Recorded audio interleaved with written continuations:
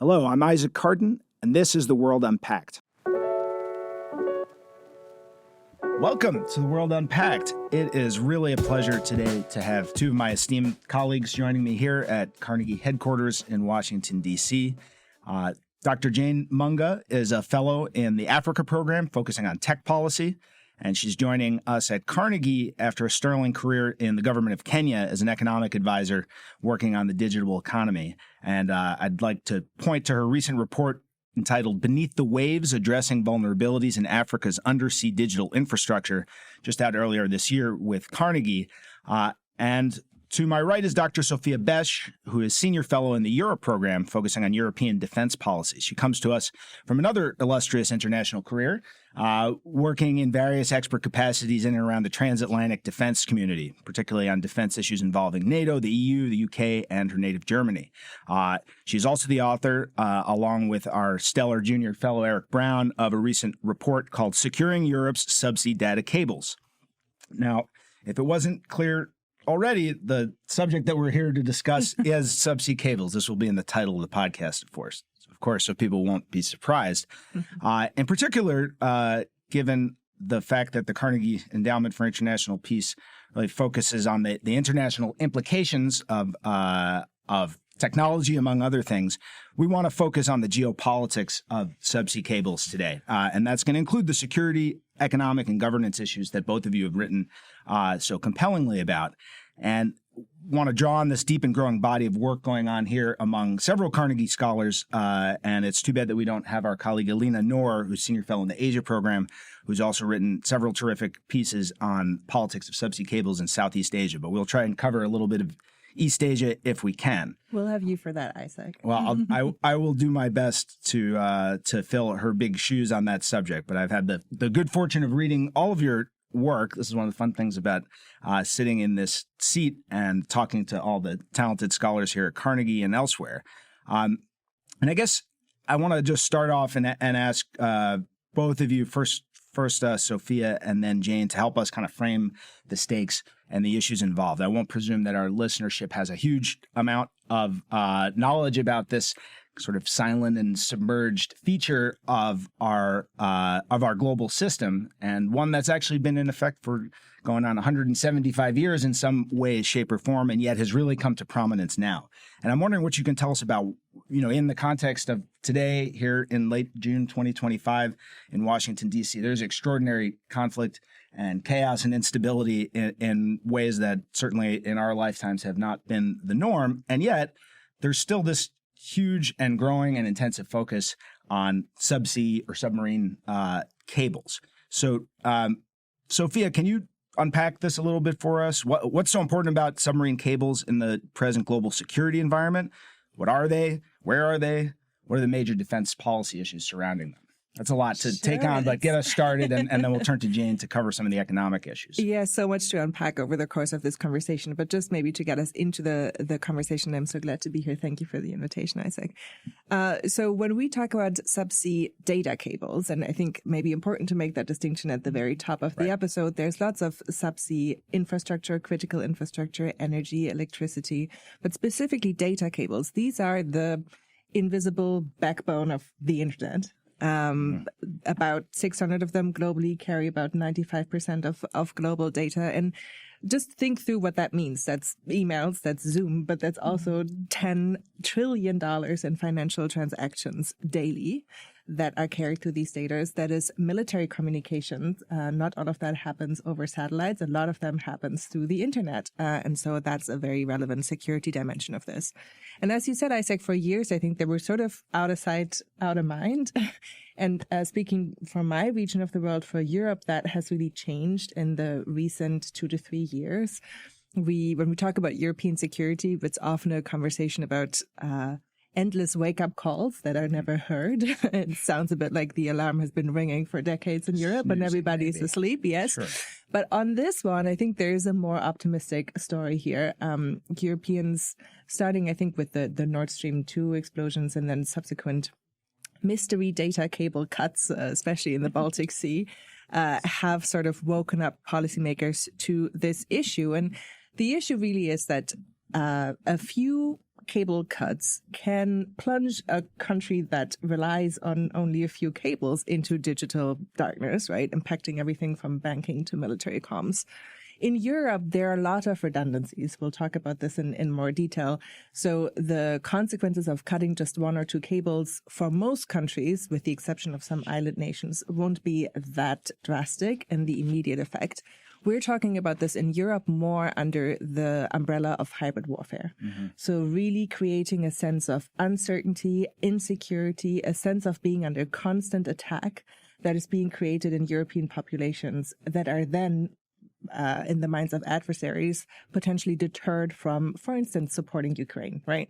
So this is something that has become a real issue in Europe. What I will finally maybe say is that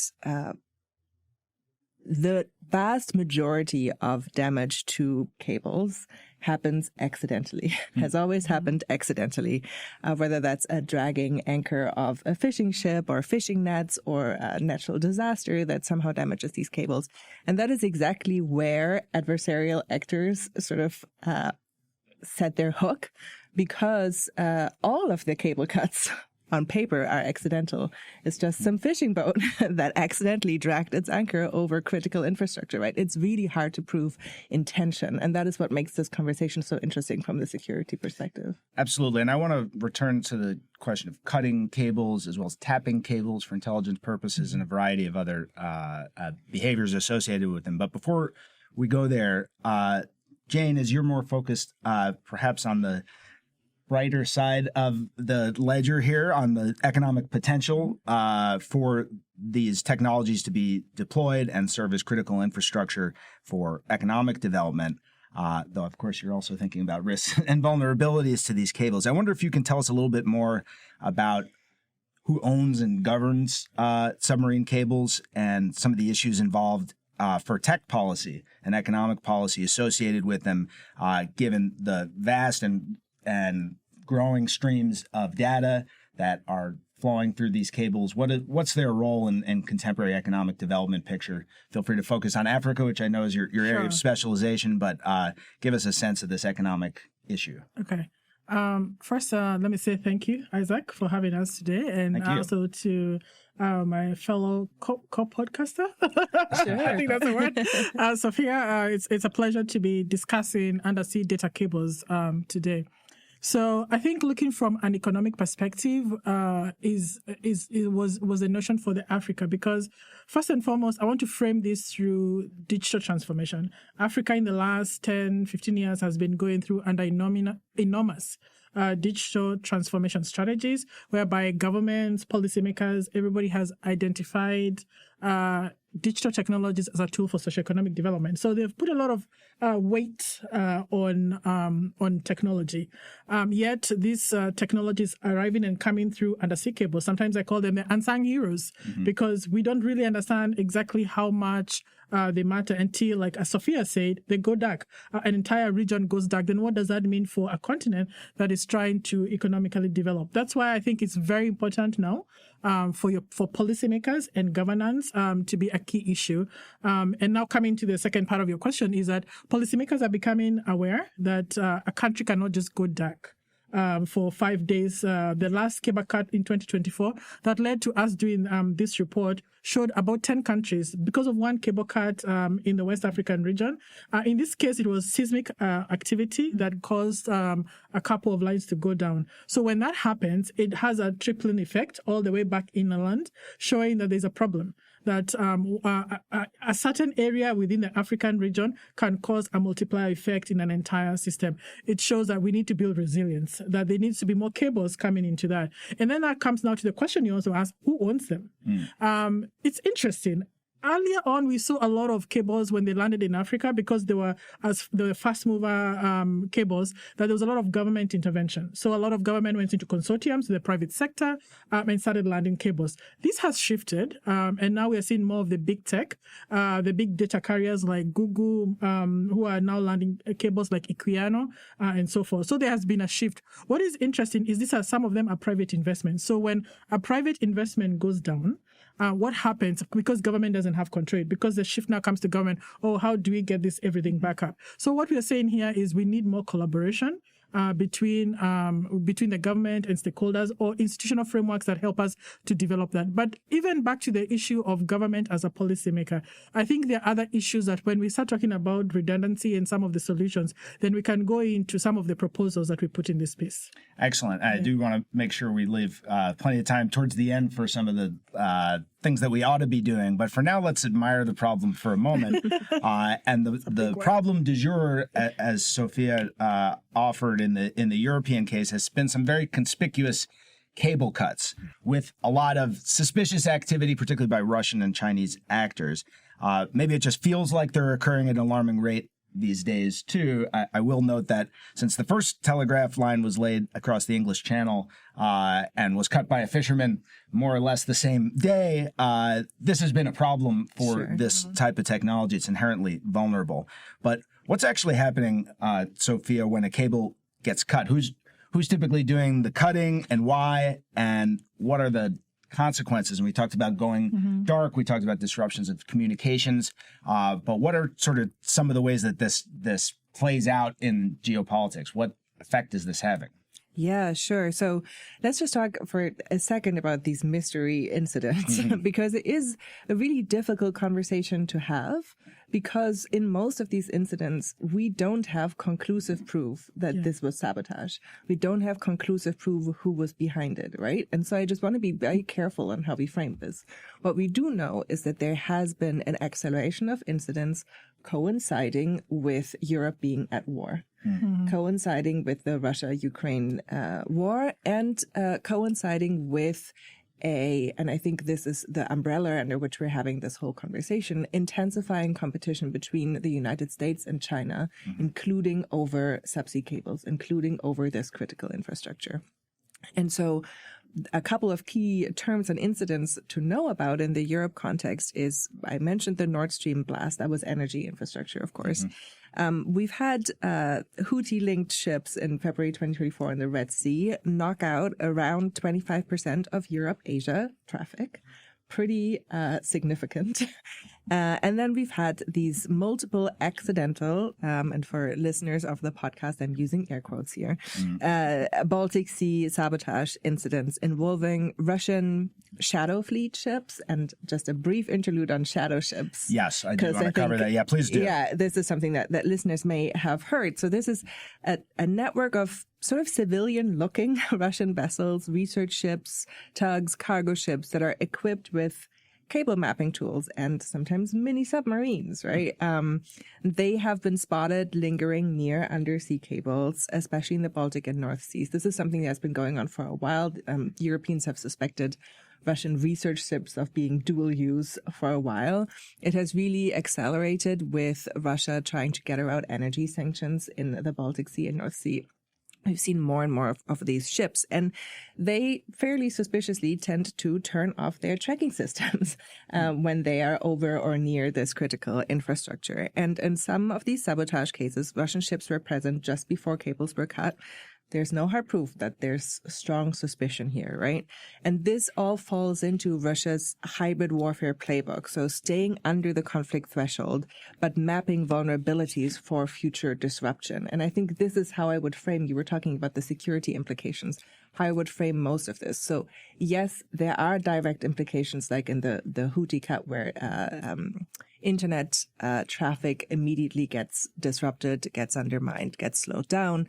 That has huge financial implications, where sometimes a couple seconds delay in financial transactions will really make a huge fiscal difference.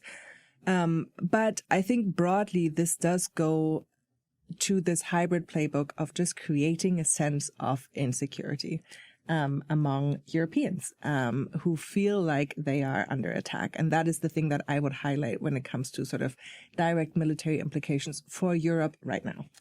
Thank you. And I'll just tack on this shadow fleet, which is something that I've been tracking from my vantage as a China maritime analyst.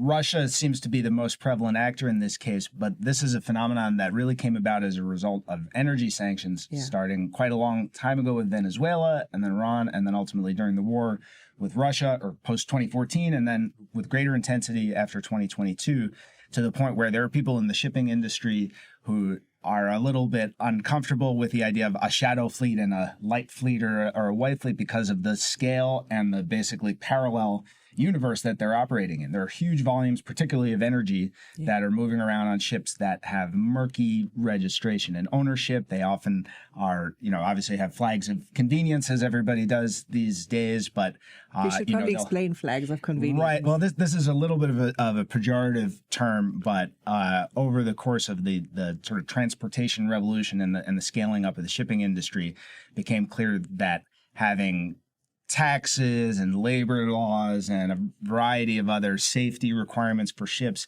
in some of the advanced democracies that were doing this was a little bit too costly for these very margin conscious business people. And so places like Panama and Liberia and the Solomon Islands basically created havens for people to register their ownership of ships. And this can actually be moved around and can be very difficult to parse as an analyst. It's very easy to obscure beneficial ownership. And so we're now at a stage where there are lots of ships that it's very difficult to understand who owns them. Sometimes who's managing them and who the crew is, et cetera. But we have this proliferation of this fleet as sort of the dark side effect or unintended consequence of this longstanding sanctions regime.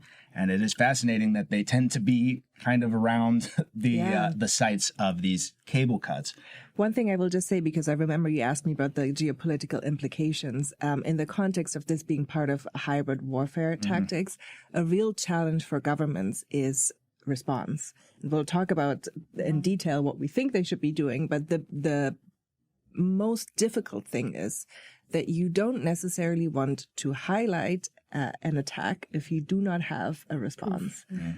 Because not just if you don't have proof, that's important too, but if you don't have a direct response, if you don't want to then go and cut a Russian cable, or you don't want to then go and escalate sanctions, that will contribute to the sense of insecurity that your population is feeling. So just for context of why maybe policymakers are also sometimes hesitant to call out these responses, you need to have an immediate response that you can communicate to your public, because communication is so important in these hybrid warfare instances, about you're not only seeing the threat, but you're on top of it, right? This is not a constant barrage of sabotage. And this is, I think, where it gets interesting about what can we actually do to protect these cables? At what points do we have to go to different lanes of policy response, whether that's sanctions or other things, to respond to these incidents? Yeah, and to build towards that sort of constructive, prescriptive side of things, I'm curious, and I'll ask Jane to weigh in on this first, but we can all jump in to the sea here on the question of the international rules or international law governing this, because you would think some significant part of any government response is going to depend on what authorities and what jurisdiction you have, what sorts of international organizations are governing this. And what would you say, Jane, about the state of the rules on these issues? Okay. Is it very clear what you are and aren't allowed to do? Is it clear who has authority to, say, go out there and investigate? I sense a leading question. Just a little bit of a leading question. Is there any law enforcement that can be effective on this? What's going on in that sphere? Thanks for this question, because it's a huge bulk of the work that we were looking at Africa. First and foremost, there is no single authority. However, let me also preempt and say that there is the UN clause, the United Nations clause on laws and seas. UN Convention on the Law of the Sea. Yes, UNCLOS is the... UNCLOS. So it tends to give certain international, it provides an international regime or framework of how the distance between land. So there's some sort of guiding framework. But when it comes to undersea cables, there's no specific convention that really speaks to it. And then when it comes to the African continent, there is not one single framework that guides this. The African continent has 38 coastal countries. That means each of these has their own rules and regulations around the landing of undersea cables and how you manage them. That means also within some of these countries, there's the issue of subnational governments who may want to tax the landing or have the control of the sea area. So there are multiple layers. So that's a huge problem when you're dealing within a country in itself, multiple layers, and also different departments, because undersea cables are a technology infrastructure, which is usually regulated by the regulator in the tech sector, but it's also a maritime issue. So you're also dealing with cross-jurisdiction between governments, and we all know how governments like to work together. Sure. Well, again, air quotes here. So there's always the issue of how do you ensure that governments have a singular outlook to this. And I think that is one of the most frustrating things that I've had with a lot of the private sector that runs, that are part of this industry, is that for them, there's a need for government to have a singular framework nationally, and especially around the African continent, where you have these contiguous countries, where you have a country like Kenya, Tanzania, that are sharing very close borders, whereby you may want to land in either or of these countries and not both. Then what is that one singular framework that can work on? Then it comes to the issue of security and how you respond to this. Thankfully, I've not had cases of these shadow ships. I hope that those are not yet. I hope they're not arriving soon to having coast. But a lot of but what is common here, I think, with what Sophia is saying, is it's also sometimes hard to understand what caused the issue. At the most time when a cable goes down, it's usually an accident, seismic activity. How do you, there's usually no reason to say definitively this is what happened, but you have to quickly act upon it. And for Africa, another unique issue is there's only one ship that is stationed around the entire continent that is able to respond to this. So then it comes to the question of then how do you work as a continent to ensure that we enhance this? And that means that calls for collaboration again, because there are also other maritime agencies that do this. So then can we start empowering those other agencies? But I think this is such a complicated issue that really needs urgent solutions, and I'm glad to see at least there are a lot of policymakers now, at least in the continent, who are waking up to the reality, because they also can't afford their services to be down for days on end. When I mentioned there was the incident that happened in March last year in West Africa that left 10 countries down for about 2-3 days. And if your digital services are all online, then there's just no... I think Nigeria lost about 500 million within that time frame. So you can see the important repercussions of when this goes down. But I think for a policymaker, this is urgent. It needs to be done now.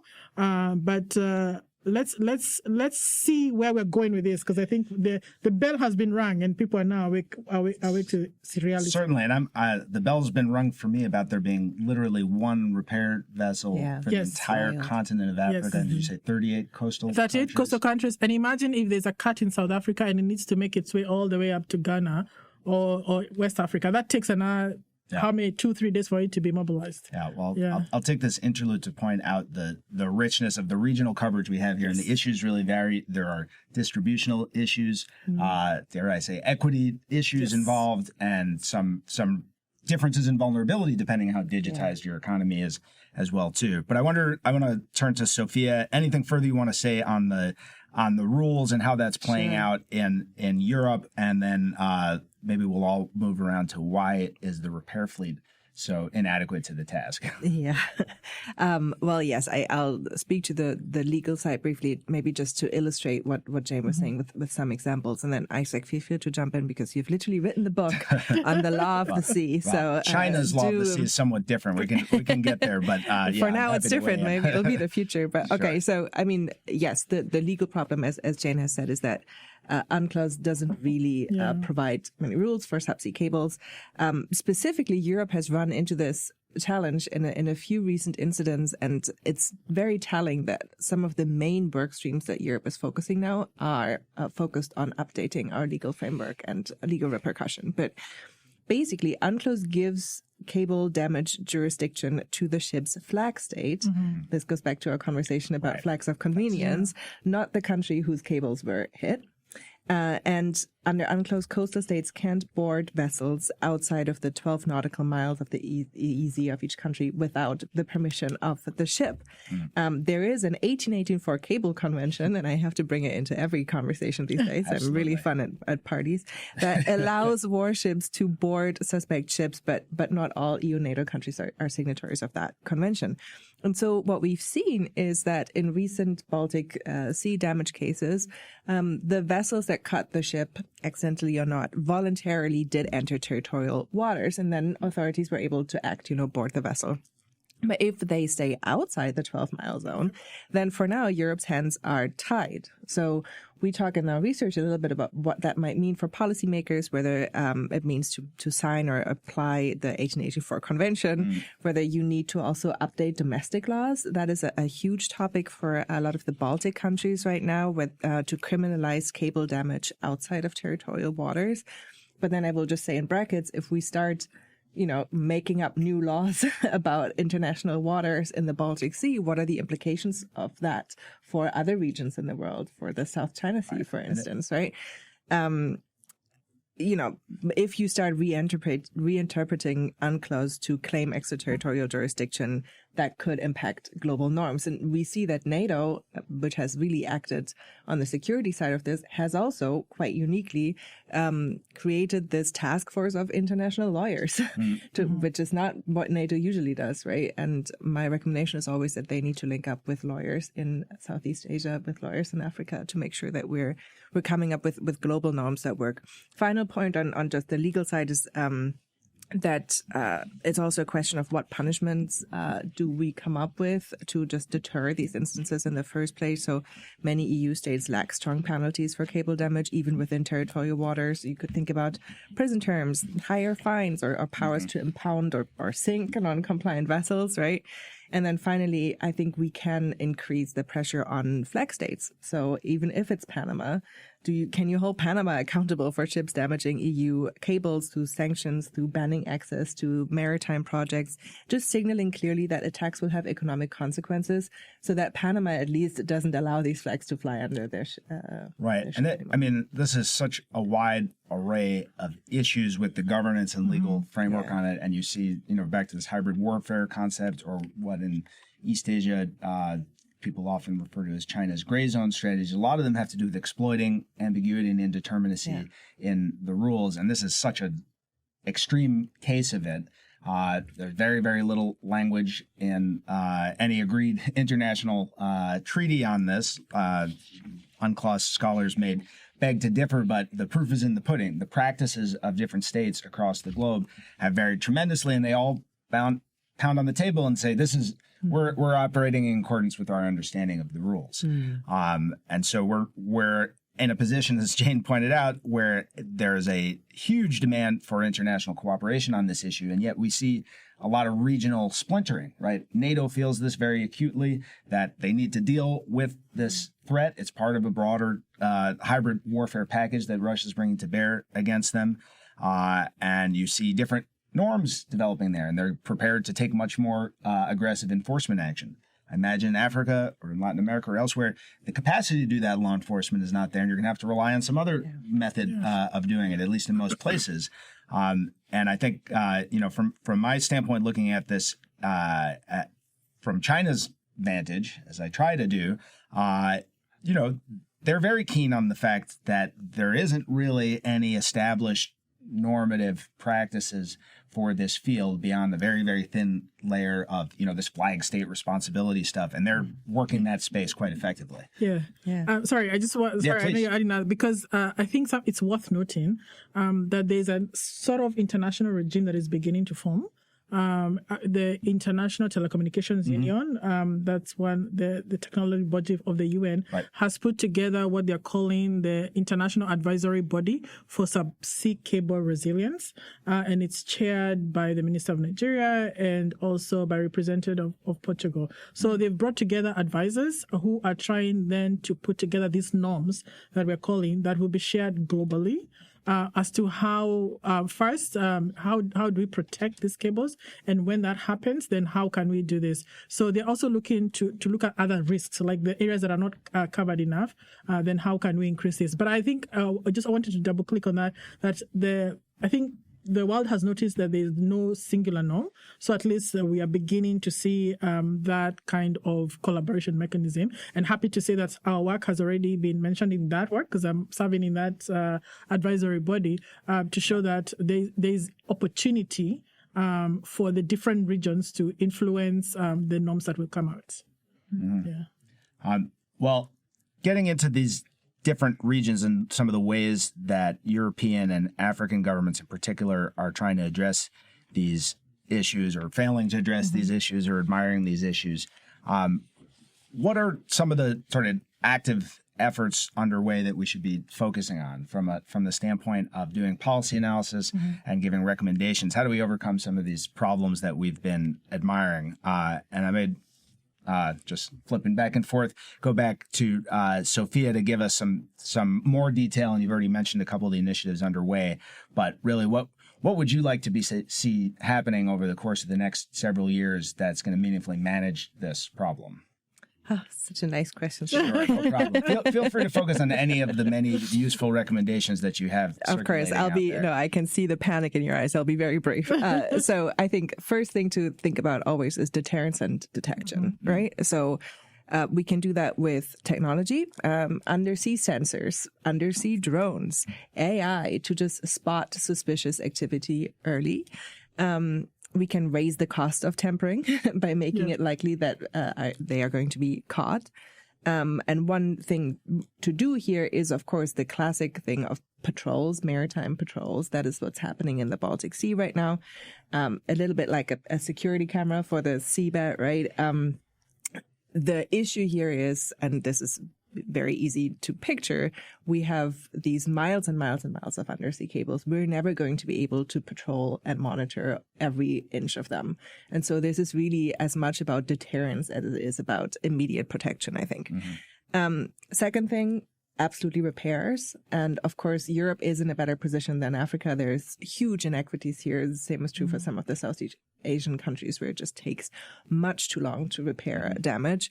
But even in Europe, we have seen some instances where repairs take days or weeks. We're seeing aging ships that are not necessarily... Time is literally money here, these transactions. Absolutely, that are not necessarily being repaired at the speed that they need to be repaired. We're seeing that the ships that we do have struggle with repairing some of the heavier power cables. And we're slightly moving on from subsea data, but you really have to picture, you need a ship that lifts the cable from the sea ground above sea and then repairs the cable. And some of the power cables are super heavy and you need different ships to do that.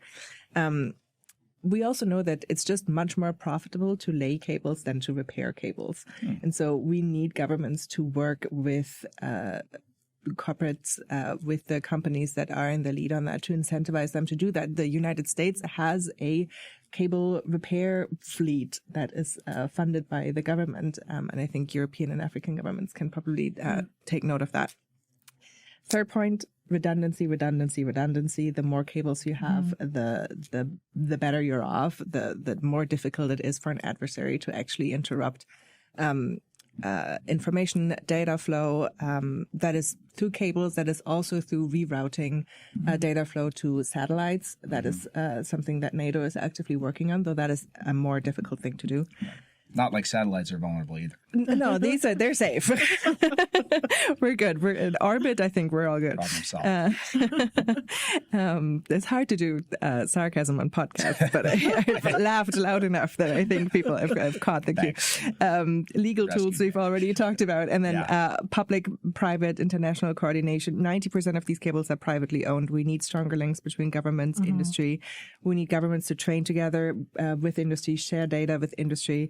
And help build global resilience, right? I think there's also a responsibility here that I see for European governments working with partners in Asia, where they're sometimes caught, and in Africa too, caught in this global competition between the U.S. and China. And I think Europe can sometimes come in and help them out there.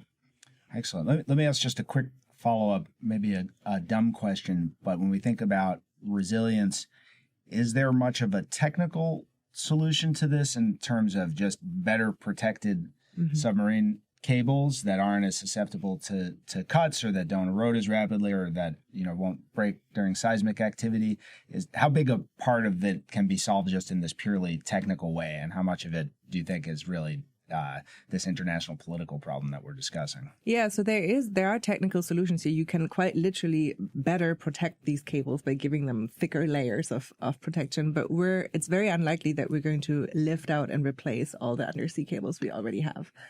Same thing with these sensors that you can put in place to just detect any suspicious activity. We can definitely, any new cable that is being laid should be equipped with that, and we can maybe equip some of the cables we already have, but I do think it has to go beyond that to the deterrence and redundancy element. Right. Just given the scale of it, there needs to be some uncertainty for any potential cable cutter about what that consequence will be. And as it stands, it's pretty hard to see what they are. I don't necessarily think of any concrete thing that's happened as a result of these difficult to attribute cable cuts. It's just been very disruptive. Some stern warnings. Stern warnings. That's the European specialty.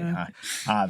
So Jane, in the case of your work in Africa, what do you see as sort of the key policy arenas that need to be taking note of this? Because of course it's such a cross-cutting issue, or maybe an undercutting issue, or however you want to visualize it. But where do you see the greatest urgency in terms of African policymakers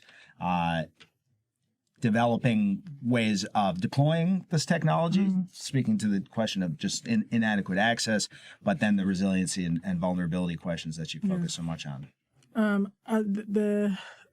I think it's fair to say that all the solutions like Sophia mentioned are also very relevant in the African continent. The deterrence, I'll not go into that because I think you've covered that. But I think for the continent, what is very important right now is to build the redundancy and the resiliency of these cables. That means what just been mentioned, we need more cables. A lot of African countries, we still have countries that have one or two landing cables within them. So that really limits how much they can connect to the international system. When this is not there and one cable goes down, then it's hard to bring it back online. Then you need interconnectedness between countries, because then you need terrestrial fiber that can connect to another cable or from another part of the continent. So interconnectedness is very important, and that means that countries need to work collaboratively. How do you get fiber crossings between countries? And this was also seen when West Africa cable went out. Togo was able to connect to other parts of the continent because they could interlink themselves. So interconnectedness is extremely crucial into this. The third thing is also understanding where these cables are happening. It's also noticed that a lot of this happened closer to the shore and even in the landing stations. So securing these landing stations, policymakers need to make sure these are critical infrastructure. They're categorized as that because that lands within their jurisdiction. So anything that is within their jurisdiction should especially be secured, and also up to the 200 nautical miles out. I think anywhere where the government has the power to do that, they should be able to secure that. There is also the proposal now to have these corridors, whereby a corridor where the subsea cables are landing into one particular country. For Kenya, around the Mombasa coastline, where most of these cables are. So nothing else there's no fishing happening around there. So trolls and all other things are not also involved in that. And then, of course, what you said, alternative technologies. But as you said, there are other issues there that, and also how much can they carry, how much data can they carry. But mostly, especially for the African continent, there is need for policymakers to come together regionally. So there is like the East African community needs to come together. We're already seeing some action around this in West Africa. The West African organizations are coming together at least to secure that. But above all, we need also this to be done at the African continental level. I think there's an urge for the AU now to start put this on its agenda as something critical that needs to take a front line and come up with a framework. How do we secure this? Bring the policymakers, the stakeholders, the private sector to ensure that we have a common framework for the continent. Yeah, and I'll just sort of overlay on that the presence of a lot of Chinese firms operating in East Africa in particular is one of the areas I've looked at. Huawei Marine, which has subsequently acronymized itself because of some of the brand liabilities associated with Huawei, is playing a major role there. And there's sort of this sense that there are different standards and regimes emerging for this. There are, as I said at the outset, some sort of built-in advantages for the countries or the firms laying these cables that, they know where they are and they know how to tap into them, et cetera. And it seems like as these enterprises globalize and sort of integrate into different regions, we're at severe risk of there really being a very fragmented, regionalized might even be a positive way of looking at it. It seems like there's this national level concern about what your authorities are, and it's very, very difficult to manage. But we could cover this issue all day, and the depth and richness of the reports that you've offered to the general public are tremendous. I want to give you a lightning round if there's anything that we missed today, and then encourage everybody to hop on the Carnegie.org site and read this excellent work by my colleagues. But any final parting words? Always. No, thank you, Isaac, for giving us that opportunity. I just wanted to footstamp one point that Jane made about landing stations, because we've mostly talked about kinetic attacks, but cyber attacks on the landing stations and any related infrastructure are a really, really critical issue here that governments need to protect against. And then something that you briefly raised now, Isaac, in the Europe context, I've mostly talked about Russia. There have been Chinese-flagged ships that have cut cables in the Baltic last year. China has also recently revealed a drone that can cut cables at depth, which has sent a fairly chilling message, I think, worldwide. And this goes to final point, this global tech rivalry between the U.S. and China. This was really the starting point for Jane and Alina and me to do this research, because we wanted to look into how our regions are affected, but also how our regions are exerting agency beyond that U.S.-China tech rivalry. And Europeans are finding themselves caught between a rock and a hard place, right? So we have U.S. that wants allies to reject any Chinese cable firms, any Chinese cloud computing firms. We're seeing a rerun of the 5G debate, really, with subsea cables now. And then we have these big U.S. hyperscalers, Google, Amazon, Meta, that are funding these new cables that Europeans are frankly also suspicious of. And so we have European governments trying to hatch and counterbalance and finding a way. They don't necessarily have the digital sovereignty. They don't necessarily have the companies to do it themselves. So trying to navigate these geopolitically choppier waters is really challenging. Whose intelligence collection and surveillance do you prefer? Who do you want to tap your cables? That's right. Jane, any parting shots? I think I want to part with what you've just talked about. As we see geopolitical technology fragmentation happening, I think Africa stands in a very unique place because it has investments from across the globe. There's a lot of heavy infrastructure investments from China, from Europe, from the US. So it finds itself caught in this tension. And I think it's going to be interesting to watch as this unfolds, how even as this tension unfolds, can Africa get its own agency? Can it start having a more and more invested infrastructure that is being deeply rooted within the African context? So at least they can ensure that they have resiliency all around. No matter which way it goes, Africa ensures that its digital transformation continues to grow. But above all, I think it's also time for policymakers to actively engage in this conversation, not of just digital infrastructure, but also on the geopolitics. I think there's been a lot of silence around this from African policymakers, and for good reason. Nobody wants to go there. But I think because of digital sovereignty, and as countries begin to understand the importance of having securitized communication systems, I think we need to see more and more emphasis on how Africa can grow its own infrastructure. Thank you. Thank you. Thank you both, Dr. Jane Munga, Dr. Sophia Besch. This has been a very deep and edifying conversation, and I'm excited to see all the work that you're both doing in this space. And thank you again for joining us. And thank you for having us. This has been wonderful. Thank you very much. Pleasure is all mine. Thanks. You've been listening to The World Unpacked, an audio production of the Carnegie Endowment for International Peace. Views expressed are those of the host and guest panelists, and not necessarily those of the Carnegie Endowment for International Peace. Subscribe to Carnegie Podcasts on popular podcast platforms such as iTunes, Stitcher, or wherever you listen to podcasts. You can find our episodes on Carnegie's YouTube channel as well. Learn more at thecarnegieendowment.org. Hewan Park is our executive producer and audio engineer. I'm Isaac Kardon, Senior Fellow in the Asia Program, and the host of this episode of The World Unpacked. Thanks for listening.